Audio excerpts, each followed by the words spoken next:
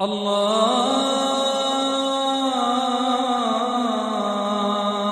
أكبر. أعوذ بالله من الشيطان الرجيم. بسم الله الرحمن الرحيم. فلما ذهب عن إبراهيم الروع وجاءته البشرى يجادلنا في قوم لوط إن إبراهيم لحليم أواه منيب يا إبراهيم أعرض عن هذا إنه قد جاء أمر ربك وإنهم آتيهم عذاب غير مردود ولما جاءت رسلنا لوطا سيء بهم وضاق بهم ذرعا وقال هذا يوم عصيب وجاءه قومه يهرعون إليه ومن قبل كانوا يعملون السيئات قال يا قوم هؤلاء بناتي هن أطهر لكم فاتقوا الله ولا تخزوني في ضيفي أليس منكم رجل رشيد صدق اللہ العظیم. فلما ذهب عن ابراہیم الروع، ذهب یذهب چلے جانا، الروع دل کے خوف کو کہا جاتا ہے، الخوف. جب ابراہیم کا خوف ہٹ گیا، چلا گیا. اب خوف کیا تھا کہ کھانے کی طرف ہاتھ نہیں بڑھ رہا تھا ان کا، تو ان کو عجیب محسوس ہوا کہ یہ کیا ہے. تو اب جب پتہ چل گیا کہ تو فرشتے ہیں، انس ہو گیا، مانوسیت ہو گئی کہ اپنے ہی لوگ ہیں فرشتوں کے ساتھ، اور ان کے ساتھ انبیاء علیہ السلام کا. وجاءته البشرى، اور آئی ان کو خوشخبری. رعب بھی چلا گیا، خوف بھی چلا گیا، اور خوشخبری بھی مل گئی. اب خوشخبری کیا تھی ابراہیم علیہ السلام کو؟ ہاں، بیٹے کی ولادت اسحاق علیہ السلام کی، اور اسحاق کے بعد یعقوب کی. یجادلنا فی قوم لوط، ہمارے ساتھ جھگڑنے لگا لوط کی قوم کے بارے میں. حضرت لوط علیہ السلام کے اوپر عذاب کے لیے آئے تھے. جب یہ بات ان کے سامنے آ گئی تو چونکہ یہ تو خلیل اللہ تھے، اللہ کے بڑے قریبی، اللہ کے دوست تھے، تو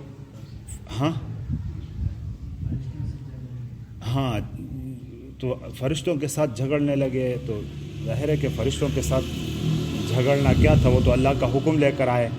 تو اللہ بھی یہ انداز محبت کا ہے کہ ہمارے ساتھ لڑنے لگے. جیسے اپنے بچے سے آدمی کہتا ہے نا، تو ہمارے ساتھ لڑتا ہے اس بات پر.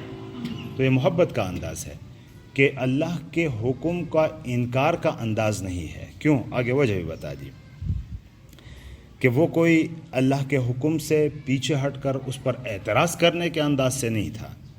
کیوں ایسا تھا؟ کہ ان ابراہیم لحلیم اواہ منیب، 3 صفتیں ذکر کی.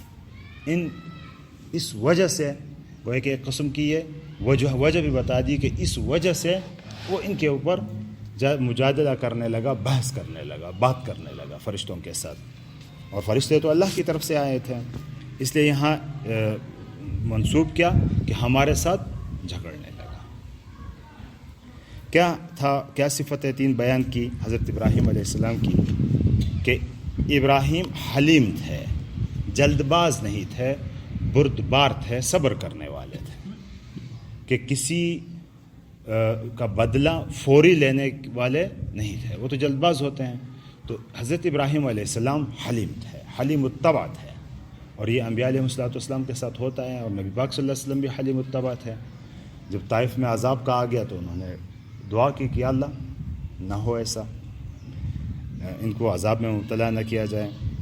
اواہم، تأوہ والے تھے، یعنی گڑ گڑانے والے تھے، رونے دھونے والے تھے. تو گویا کہ یہ جھگڑنا کوئی باقاعدہ بحث کے انداز میں نہیں تھا، گڑگڑانے کے انداز میں تھا، دعائیہ انداز میں تھا. وہ گڑگڑانے والے تھے، آہوزاری کرنے والے تھے، دعائیں کرنے والے تھے. منیب، اناب ینیب انابتن کے معنی جھکنے والا، اللہ کے سامنے عاجز تھے. اس کا بھی یہی مطلب کہ جلد باز نہیں تھے، اور جو کچھ کروانا تھا اللہ سے عاجزی سے اللہ کی طرف توجہ کر کے اللہ کے ذریعے کروانے والے تھے. ہاں، یہ اصل میں جھگڑا عذاب نہ دینے کا نہیں تھا، بلکہ یہ بات ہو رہی تھی کہ ان کو تھوڑی سی مہلت دی جائے، ممکن ہے کہ ایمان لے آئیں ان میں. اور یہ سورہ عنکبوت میں اس کا ذکر بھی ہے، اس جھگڑے کی بحث کا، کہ اس قوم کو عذاب دو گے تو وہاں تو لوط بھی ہے، وہاں تو پیغمبر اللہ کا لوط بھی اس کے اندر موجود ہے، تم ان کو عذاب کیسے دو گے؟ اور یہ بھی ممکن ہے کہ ابراہیم علیہ السلام کو نے یہ کہا ہو، ممکن ہے کہ بھائی اللہ نے عذاب کا فیصلہ تو کر دیا ہے، تو ابھی کا تو نہیں کیا ہے. ان کے ذہن میں یہ آیا ہو کہ کسی بھی وقت عذاب ہو سکتا ہے، تو فی الحال تو مت لو. وہاں لوط علیہ السلام بھی موجود ہیں. تورات میں تو ذرا تفصیل سے اس کو ذکر کیا ہے کہ ابراہیم علیہ السلام نے پوچھا کہ کیا وہاں 100 آدمی ایمان والے ہوں تو تب بھی عذاب دیں گے؟ فرشتوں نے کہا نہیں دیں گے. 100 ہو، 50 کرتے 5 تک لے آئے، اور 5 کے بعد کہا کہ وہاں تو لوط ہیں، ان کے درمیان لوط علیہ السلام پیغمبر اللہ کے وہاں ان میں موجود ہیں، کیا اب بھی اس کو عذاب دو گے؟ تو یہ کوئی جھگڑے والی بحث نہیں تھی، عاجزی اور اللہ کے سامنے رو دھو کے منوانے والی بحث تھی. منیب، توجہ کرنے والے، اللہ کی طرف لو لگانے والے، اللہ کی طرف دل لگانے والے. منیب کا معنی یہ ہو گیا. ان ابراہیم، بے شک ابراہیم حلیم تھے، اور اواہن، اللہ کی طرف منت زاری کرنے والے تھے، گڑگڑانے والے تھے. منیبن، اللہ کی طرف توجہ ہونے والے تھے، متوجہ ہونے والے تھے. جب ابراہیم علیہ السلام نے یہ بحث کی تو فرشتوں نے جواب دیا اللہ کے حکم سے کہ یا ابراہیم، اے ابراہیم، اعرض عن ھذا. اعرض یورز، اعراضاً منہ موڑنا، چھوڑ دینا. اعرض عن ھذا، اس کو چھوڑیے، یعنی یہ بحث مت کریں ان میں. اس وہاں آتا ہے کہ ہم ان کو عذاب دیں گے بھی، اور ان کے ابراہیم لوط علیہ السلام کی بیوی اور ان کے خاندان کو ہم بچائیں گے. ایمان والے تھے. الا امرأتہ، کہ سوائے اس کی عورت کے کہ وہ بھی ان کے ساتھ ملی ہوئی تھی کافروں کے ساتھ، اس کے سوا سب کو ہم بچائیں گے.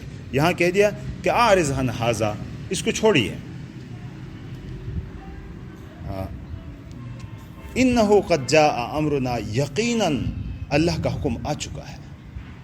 یعنی کہ اب آپ ہم سے بات کرتے ہیں اور اللہ سے منت سماجت کرتے ہیں کہ مہلت دو ان کو. اللہ کا حکم اب ہو چکا ہے، اب یہ ٹلنے والا نہیں ہے، یہ آ کر رہے گا. انہ قد جاء امر ربک، یقیناً اللہ کا حکم، تیرے رب کا حکم آ چکا ہے. وانہم، اور یقیناً ان کے یہی لوگ ہیں کہ آتیہم، آئے گا ان کے اوپر عذاب، عذاب غیر مردود، ٹلنے والا نہیں. رد یرد، لوٹانا، لوٹایا جانے والا عذاب نہیں، بلکہ یہ آئے گا ان کے اوپر ایسا عذاب کہ جو ٹلے گا نہیں. ہاں، نہ ٹلنے والا، اٹل عذاب. وَلَمَّا جَاءَتْ رُسُلُنَا، اور جب آئے ہمارے رسول. اب یہاں بات ابراہیم علیہ السلام کی ختم ہو گئی. جیسے میں نے پہلے کہا تھا، ابراہیم علیہ السلام کی قوم کے متعلق یہاں بات نہیں تھی. انباء الرسل، انبیاء علیہ السلام کی واقعات تھے، وہ اس کا ایک سلسلہ ہے یہاں. تو چونکہ لوط علیہ السلام کے پاس اصلاً آنا تھا، تو چونکہ لوط علیہ السلام اور ابراہیم علیہ السلام کا فاصلہ بھی اتنا زیادہ نہیں تھا، کوئی 12 کلومیٹر 12 میل کے فاصلے پر تھے. لوط علیہ السلام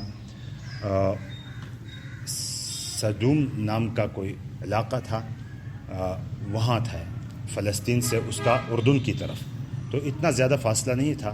تو بیچ میں یہ ان کا بھتیجا بھی تھا حضرت ابراہیم علیہ السلام کے، اور ابراہیم علیہ السلام جلیل القدر نبی تھے، تو ان کے پاس سے ہو کر آئے، وہاں خوشخبری بھی دی، اور پھر وہاں سے ہو کے چونکہ لوط علیہ السلام کے پاس آئے تو ابراہیم علیہ السلام کا قصہ بھی بیچ میں آ گیا.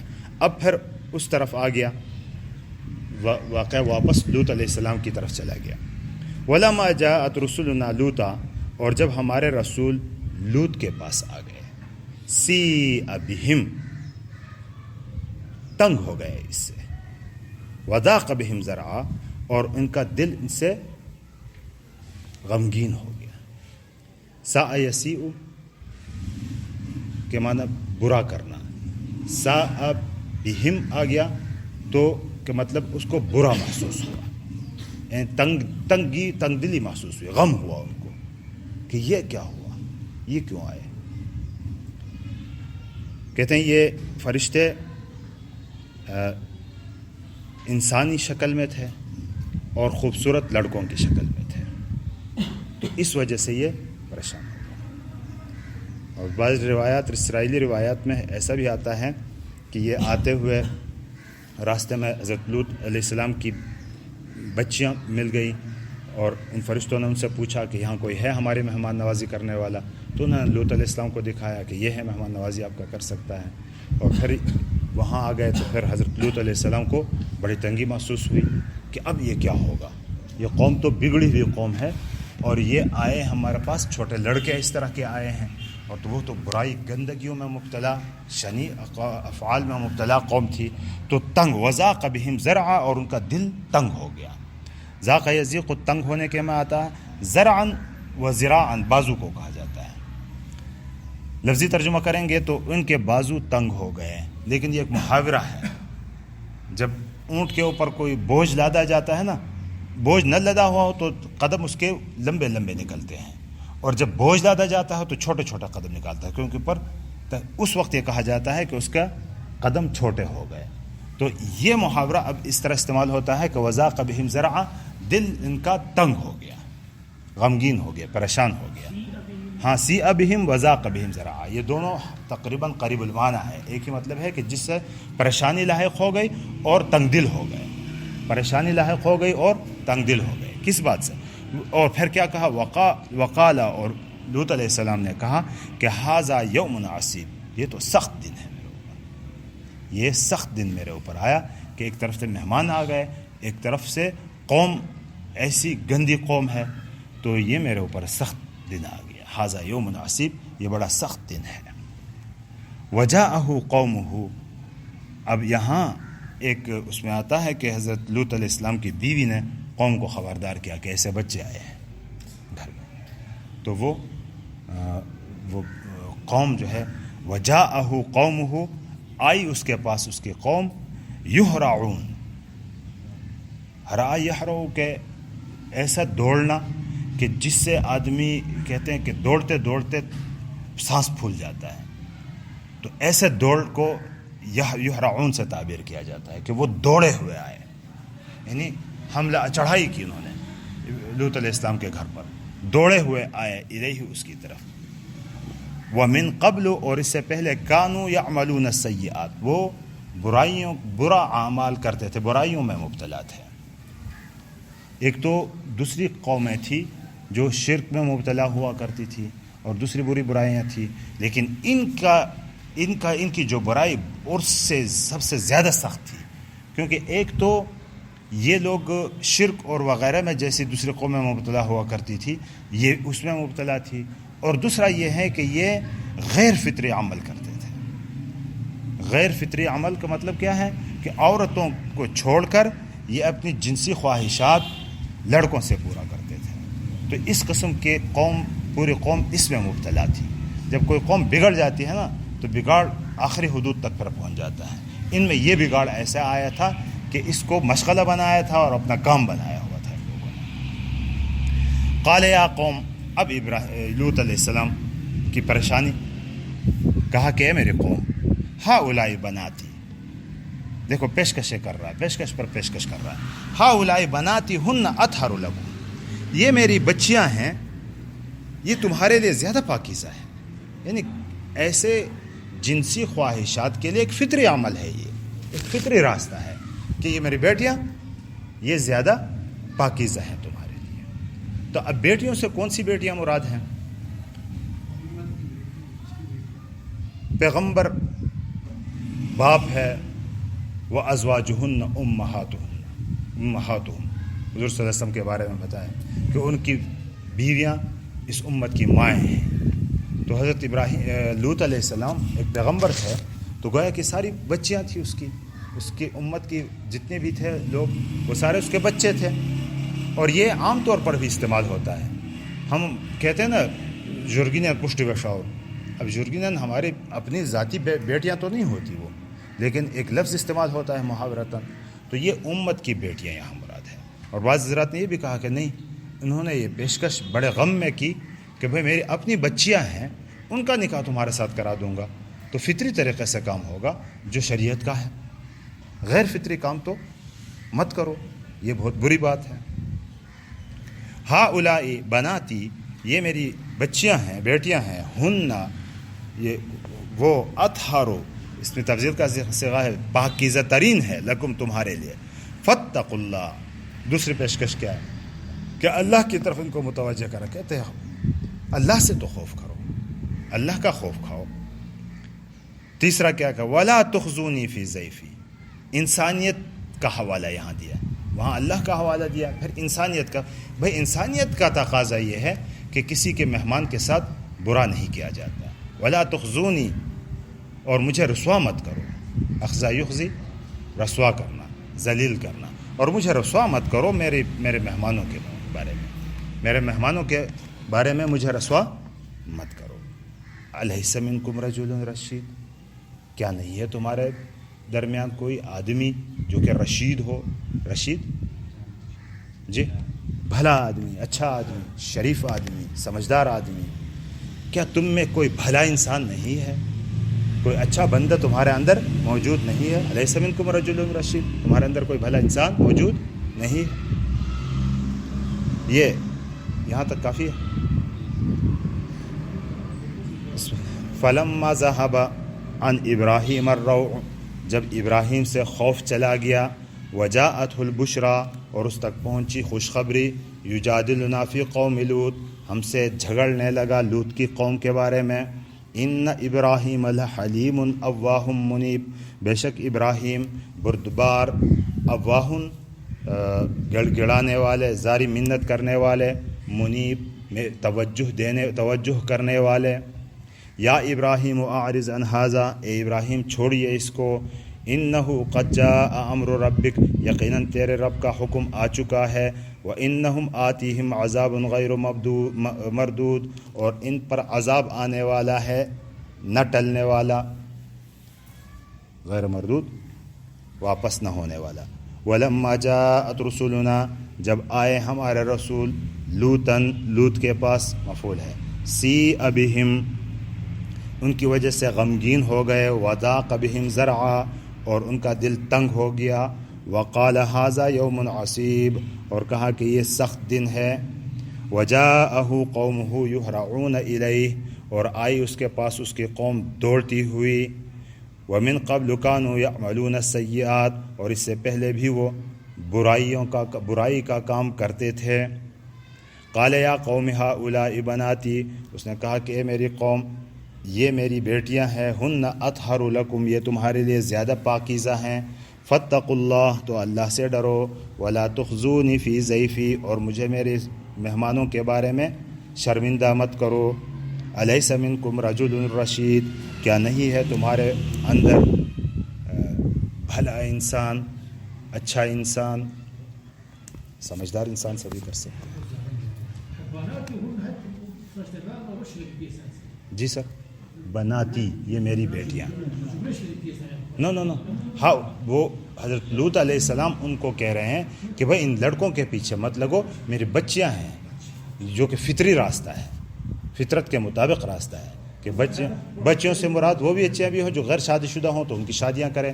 بچوں سے مراد وہ بھی ہیں جو ان کی شادیاں ہو گئی تھیں، ان کی بیویاں تھیں، وہ ہے صحیح فطری راستہ. اور بچیوں سے مراد ایک یہ بھی بتا دیا گیا کہ لوط علیہ السلام نے اپنی بچیوں کا کہا کہ بھائی ان کے ساتھ نکاح کرو، لیکن یہ مجھے شرمندہ نہ کرو. ان مہمانوں کے سامنے اللہ سے ڈرو اور یہ غیر فطری کرام چھوڑ دو. اب سمجھ میں آ گیا؟ انسانی شکل میں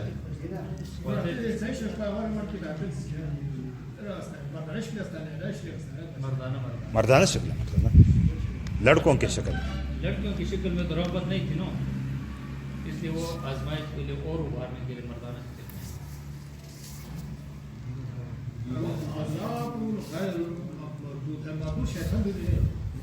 ہاں مردود رد کیا ہوا، ٹھکرایا ہوا، نہ ٹھکرایا جانے والا، نہ ختم ہونے والا.